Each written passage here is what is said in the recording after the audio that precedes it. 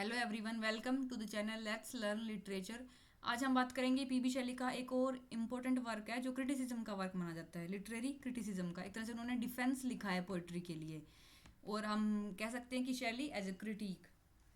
तो Shelley's critical work includes the unfinished the defence of poetry 1821। तो ये unfinished work है, 1821 में आया था। लिटरेरी क्रिटिसिज्म का वर्क है और इन्होंने पोइट्री को डिफेंड किया है। The essay was written in response to Thomas Love Peacock's article the four ages of poetry published in 1820। तो जो थॉमस लव पिकॉक था उनका वर्क था the four ages of poetry, जो 1820 में आया था। उसी के डिफेंस में इन्होंने लिखा है 1821 में।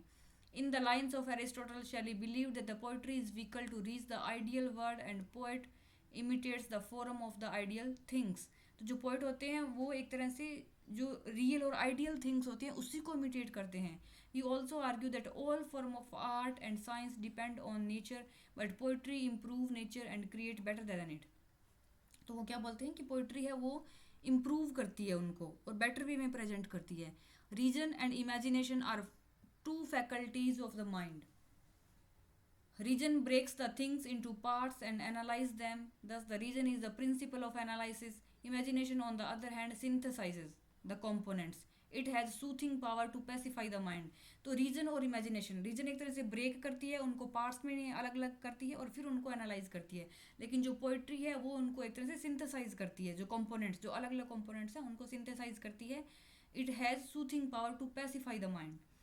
Shelley believed that poetry strengthens the moral faculties and provides pleasure, so he treated imagination both as creative and pragmatic aspects. The poet is therefore a moral teacher who who ideas and pleasure to the society by teaching them indirectly. तो poet क्या होते हैं? एक तरह से moral teacher होते हैं।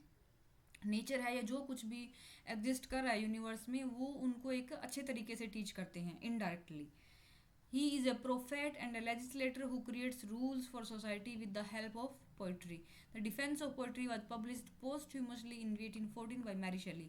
इन्होंने लिख तो 21 में दिया था, जो थॉमस लव पिकॉक था 1820 में उनका वर्क आया था, जो फोर एजेस ऑफ पोइट्री था उनके रेस्पॉन्स में, बट पब्लिश इनकी डेथ के बाद हुआ था, जो मैरी शेली ने पब्लिश किया था. Thank you for watching. अगर आपको वीडियो अच्छा लगे तो please like and subscribe the channel.